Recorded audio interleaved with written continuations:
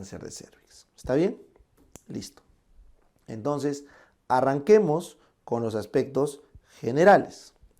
Entonces, el cáncer de cervix, antes de hablar de los factores de riesgo, ¿por qué nos preguntan tanto y por qué es tan importante?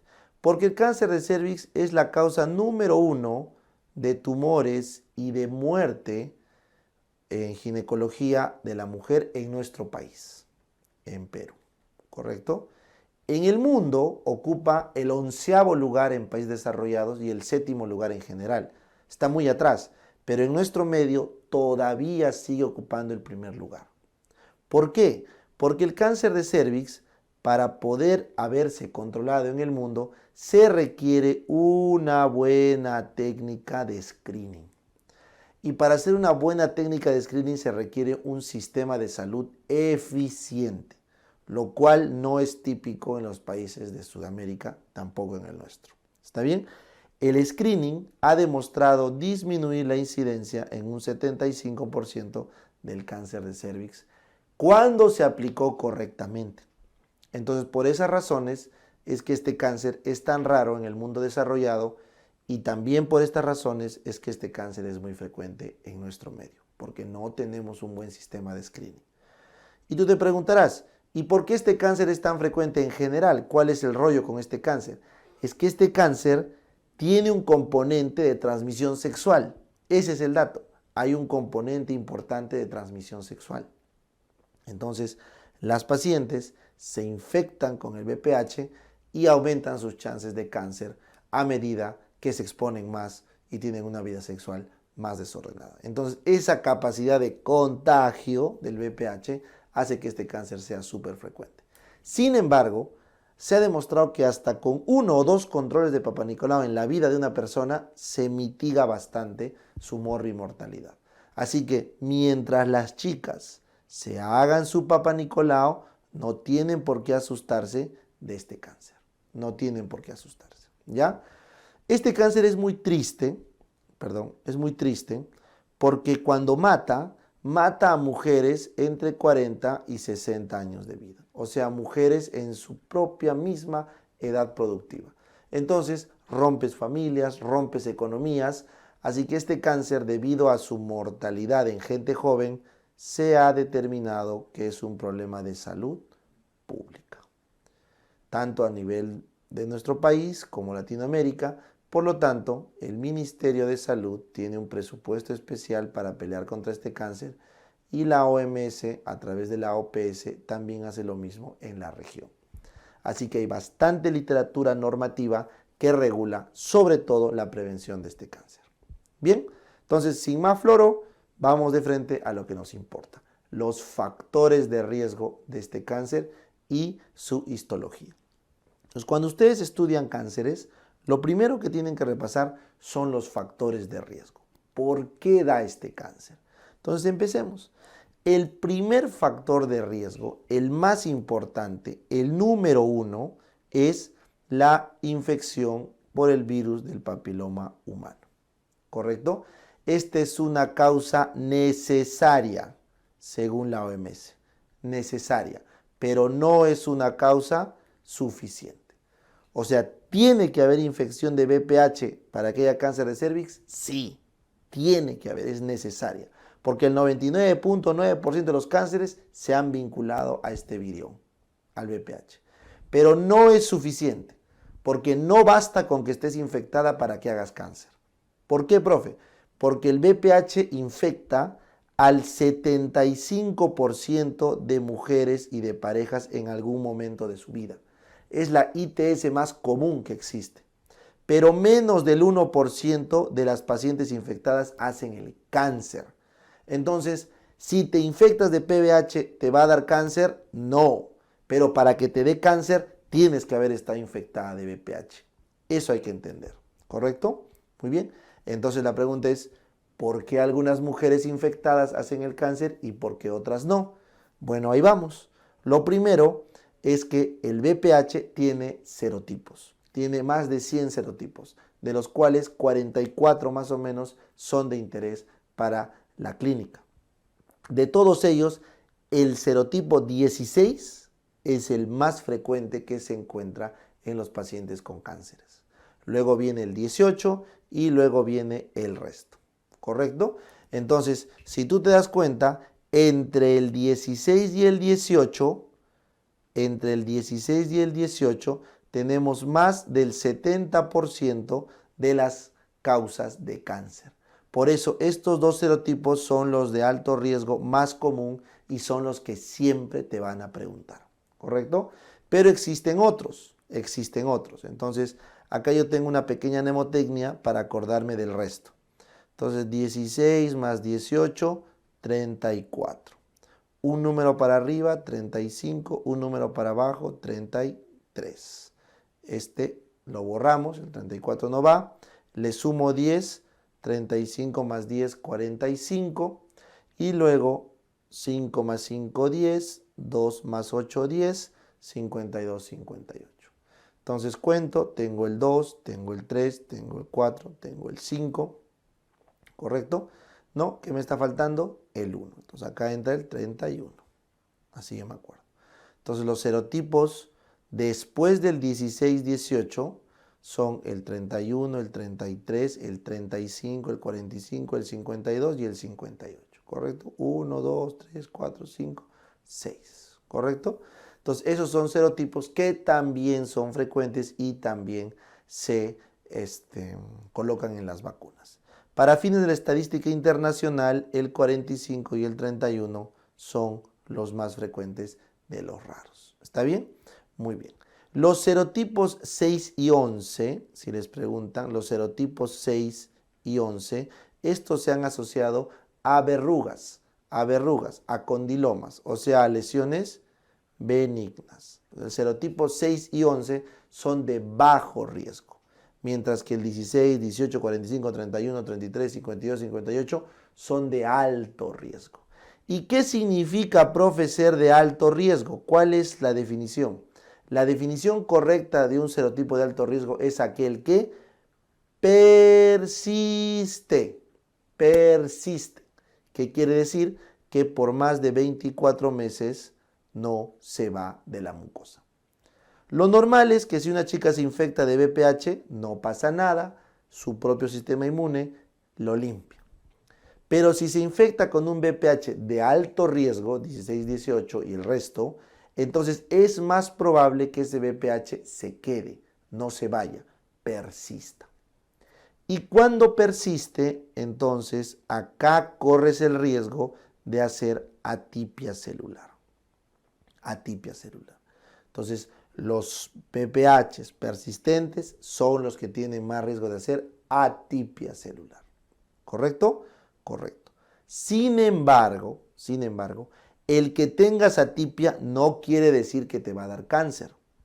Para que te dé cáncer, esta atipia tiene que progresar y tiene que haber invasión y neovascularización. Entonces, este último paso, que es el paso de la atipia hacia el cáncer, ese paso solo lo dan algunas pacientes. ¿Correcto? Un montón de chicas tienen atipia, un montón, pero no todas las atipias hacen cáncer. Pero hay un grupo de pacientes por temas genéticos. Acá ya entran los genes.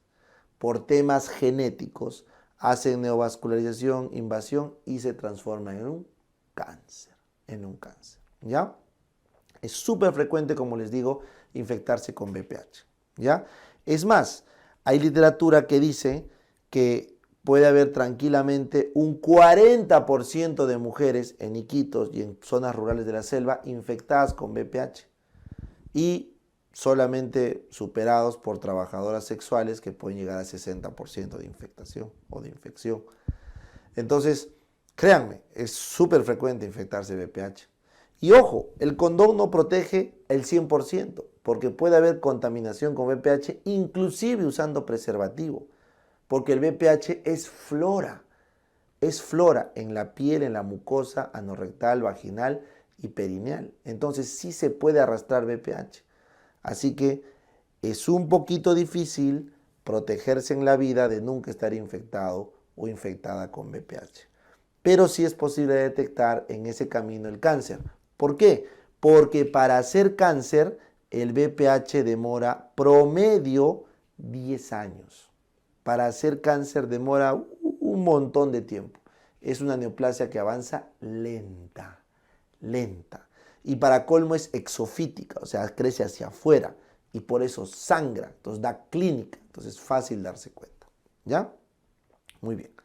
Entonces, si el BPH es el problema y es un tema de transmisión sexual, entonces ¿por qué países como el Perú y otros países en vías de desarrollo están reventados con la estadística? Porque se ha visto que el cáncer se asocia a estos factores. ¿Cuáles, doctor? A los factores socioeconómicos. Entonces vamos a borrar para que no me coma espacio, ¿ya? Y los factores socioeconómicos se han asociado al cáncer de cervix. Se ha visto que la pobreza casi duplica el riesgo de este cáncer, la desnutrición quintuplica el riesgo, la desnutrición crónica, y la multiparidad también se ha visto que es un factor de riesgo. La multiparidad, muchas gestaciones, muchos partos, y también se ha visto que el uso de anticonceptivos orales combinados es factor de riesgo. También se ha visto que la clamidia es factor de riesgo, ¿ya? Pero bueno, como no estamos en clínica, vamos a borrar esto, no quiero confundirlos, vamos con los sociodemográficos. Pobreza, desnutrición crónica, multiparidad. La pobreza es porque se asocia a un mal sistema de screening.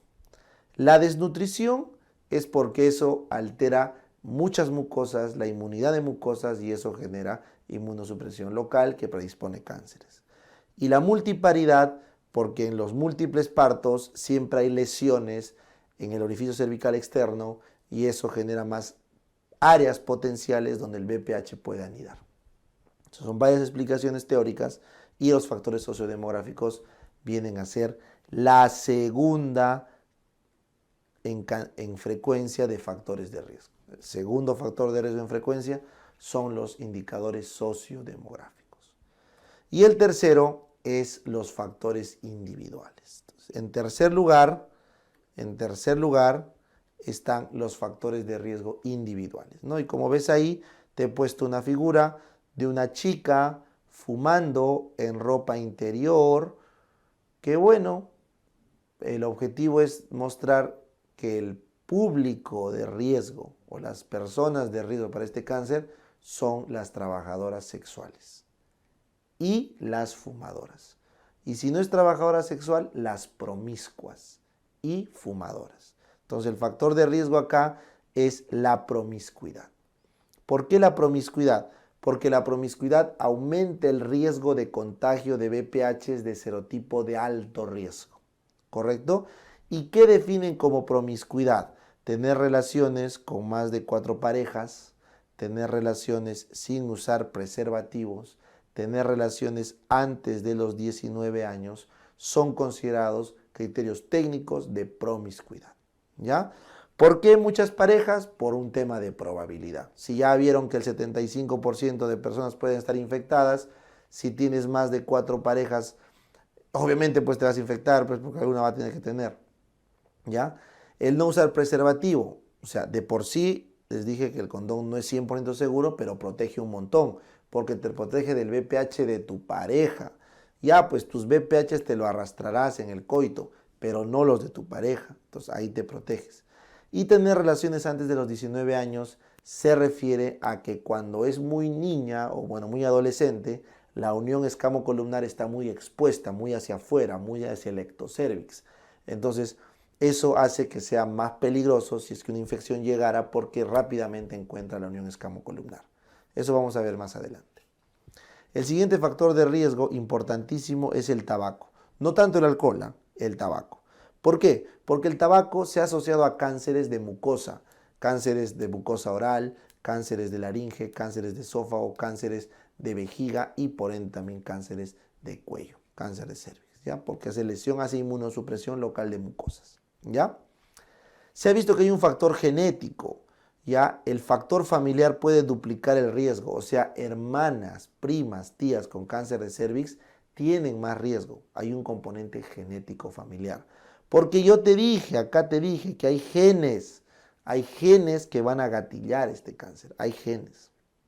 Y finalmente, como les comenté, el uso de anticonceptivos orales de emergencia, perdón, anticonceptivos orales combinados, se ha visto que aumenta el riesgo de cáncer de cervix. No porque este sea un cáncer hormonodependiente, no, sino porque al usar estas pastillas, la paciente suele usar menos condón. Esa es una tesis. Y la otra es porque al usar estas pastillas, la paciente suele ir más al ginecólogo y suele tener más papanicolaos y por lo tanto le diagnostica. Así que el uso de anticonceptivos combinados orales parece ser un sesgo epidemiológico como factor de riesgo. La clamidia, les estaba comentando, también es considerado factor de riesgo, la clamidia, y en algunos se ha visto que hay una relación un poco dudosa con la T de cobre. ¿Ya? Entonces, estos son los factores que es lo más preguntado. Lo que más les preguntan de cáncer de cervix son los serotipos de alto riesgo 16-18, los serotipos de bajo riesgo el 6-11, ¿correcto? Los factores de riesgo sociodemográficos y los factores de riesgo individuales. ¿Listo? Bien. El siguiente componente de aspectos generales que tenemos que tener en cuenta es la histología. ¿Dónde ocurre el cáncer de cervix? Ustedes cuando estudian un cáncer siempre tienen que preguntarse dónde ocurre el cáncer, cuál es el tejido, cuál es el tejido que se ve afectado. Entonces, el cáncer de cervix en su gran mayoría es un carcinoma escamoso o epidermoide. ¿Correcto? Es un carcinoma epidermoide. No es en su mayoría un adeno, pero puede serlo también. Entonces, para poder entender eso hay que descifrar esta imagen. Esta imagen que estás viendo acá, esto es la vagina. Esto es la vagina, ¿correcto? Esto que están viendo es el cervix. Esto es el canal cervical. Eso que está acá, todo este hueco es el canal cervical. Y por lo tanto, acá estará el orificio cervical interno y este de afuera será el orificio cervical externo. ¿Correcto? Correcto.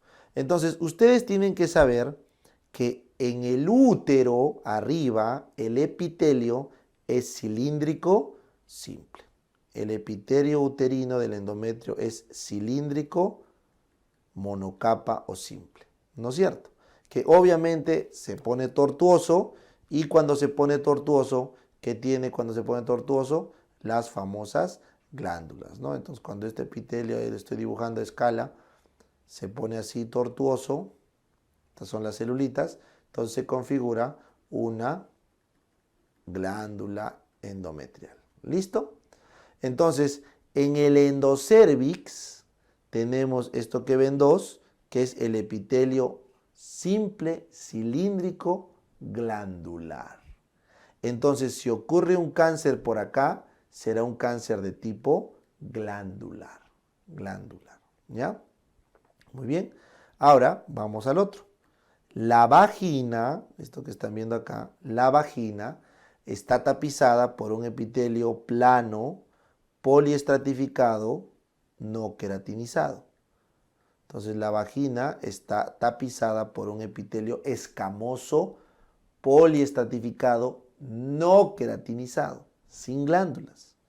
Entonces, cuando ocurre un cáncer en el ectocervix, este que ves 1 es el ectocervix, que tiene el tejido de la vagina. Entonces, cuando ocurre un cáncer acá, será un carcinoma epidermoide, epidermoide o escamoso.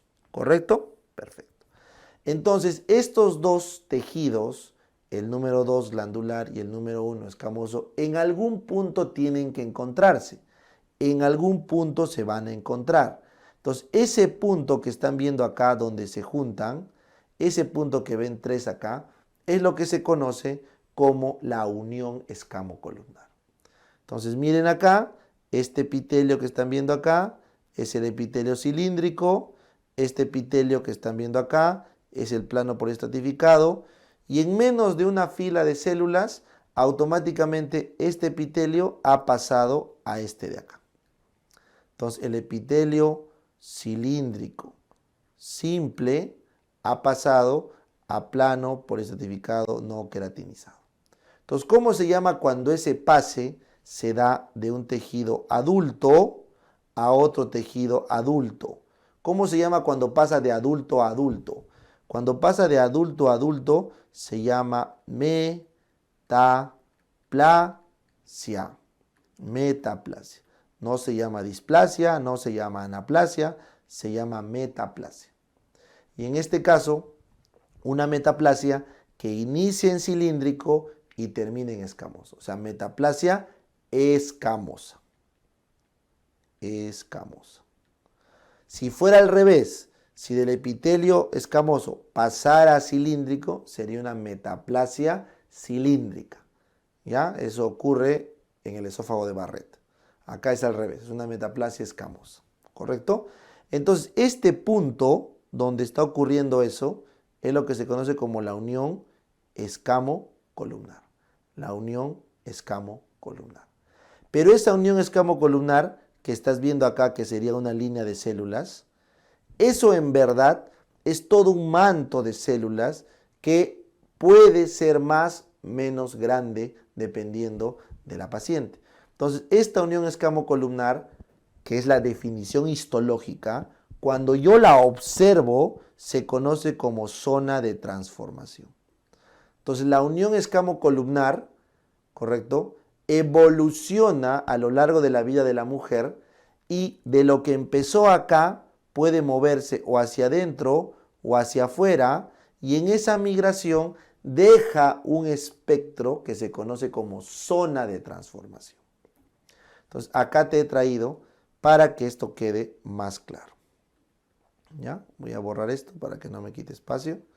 Entonces, ¿ven ese dibujo? ¿Ya? Entonces, eso que están viendo ahí es un útero, un cervix uterino de una niña, ¿correcto? De una prepúber. Entonces, la unión escamo-columnar original está acá adentro en el endocervix. Adentro al fondo. Por eso cuando yo veo en una colposcopía, yo veo así, veo el cervix, esto es el ectocervix, y al fondo veo una cosita media rara que la voy a pintar de rojo, ¿correcto? Que sería la unión escamo-columnar original. ¿Ya? Muy bien. Luego, cuando esta niña ya está, esto es una niña, recién vamos a ponerle una infante, ¿ya? Luego, cuando ya está llegando a la pubertad, estamos en la pubertad, esta unión escamo-columnar se ha ido hacia el ectocervix, ha salido hacia el ectocervix, ¿correcto? Entonces, como te das cuenta, esta unión escamo-columnar se ve en esta línea punteada, ¿correcto? Y todo este epitelio que estoy pintando de rojo es lo que se ve, todo esto que estoy pintando de rojo, el epitelio columnar. Entonces, esta niña, su unión escamo-columnar, por crecimiento anatómico del útero, hace que salga y la unión escamo-columnar original ahora se coloca en el ectocervix. Por eso la puedo ver más grande. Y todo esto de acá, que veo de color rojo, es el epitelio columnar. Muy bien. Entonces hasta ahí no hay problema. Tranquilo. Vamos al siguiente. Vamos a borrar esto. Entonces, cuando una niña ya está en la pospubertad, eso es importante, es una niña pospubertad. Entonces, es importante que entiendan que en la pospubertad ya aparece el estradiol, el estrógeno. Y ese estrógeno va a activar en la pared vaginal al lactobacilo de Döderlein. Y el lactobacilo de Döderlein va a producir ácido láctico. Y ese ácido láctico va a hacer que el pH de la vagina baje, se vuelva más ácido. Y este pH ácido le hace daño a este epitelio cilíndrico. Le hace daño. Entonces el epitelio cilíndrico se va retrayendo y la unión escamo-columnar va avanzando. Entonces, como pueden ver acá, voy a tratar de hacer un zoom.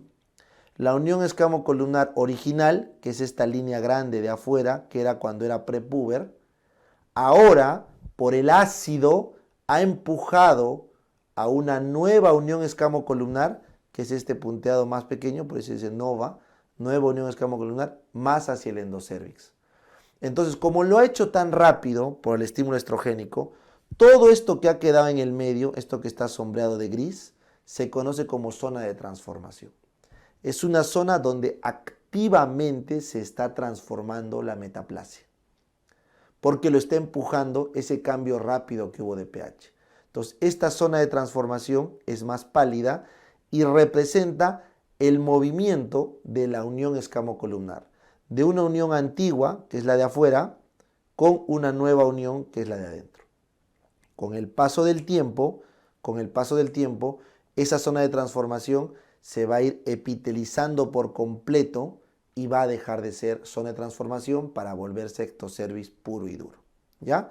Entonces, miren acá, esta paciente ya es una paciente postpuber, pero ya adulta, ¿ya? Esta ya va a ser una paciente adulta, una mujer en edad reproductiva adulta, ¿correcto? O mujer en edad fértil, si quieres, adulta. Y mira cómo, perdón, voy a borrar esto para que no nos interrumpa el dibujo, ¿ya? Miren cómo esa unión escamocolumnar se sigue metiendo en el endocérvix, se sigue metiendo. Entonces la unión nueva ya está cada vez menos visible. Aquí era súper visible porque estaba más hacia el ectocervix, pero a medida que avanza la vida reproductiva se va metiendo al fondo. Entonces, ¿por qué es importante esto? Porque esta nueva unión escamocolumnar es peligrosa y susceptible cuando es infectada por el VPH. Si el virus del papiloma humano llega a esa nueva unión escamocolumnar, existe un mayor riesgo de persistencia y por lo tanto un mayor riesgo de cáncer.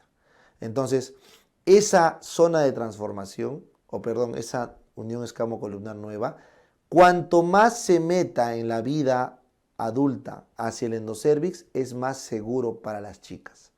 Entonces, en la mujer adulta se ha visto que pasado los 19 años, la unión escamocolumnar se podría decir que está lo suficientemente adentro como para estar seguros. ¿Ya? Pero igual, toda esta zona de transformación, que es donde el epitelio todavía se está transformando, es peligrosa, pero no tan peligrosa como la unión escamocolumnar nueva. ¿Está bien? Entonces, cuando un VPH cae por acá, también puede hacer cáncer, pero es menos peligroso a que caiga en la unión. ¿Está bien? Correcto.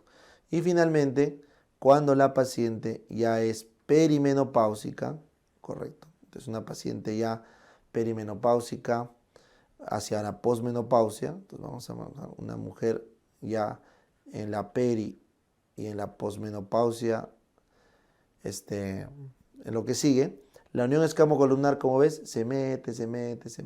Y cada vez se va metiendo hasta el endocérvix.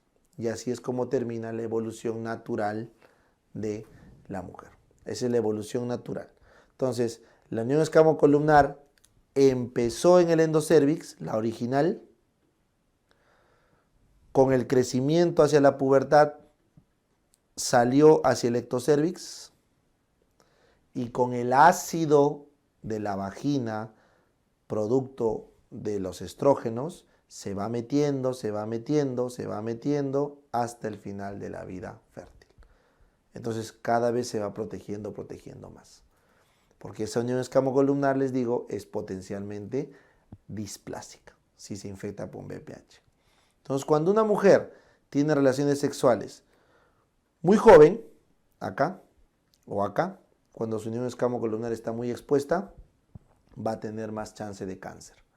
Y cuando una mujer, como ven acá, tiene múltiples partos, por ejemplo, ha tenido 1, 2, 3 multípara, entonces esta unión escamocolumnar se sale por la multiparidad. Y eso también es factor de riesgo, como les comenté hace un rato. ¿Listo?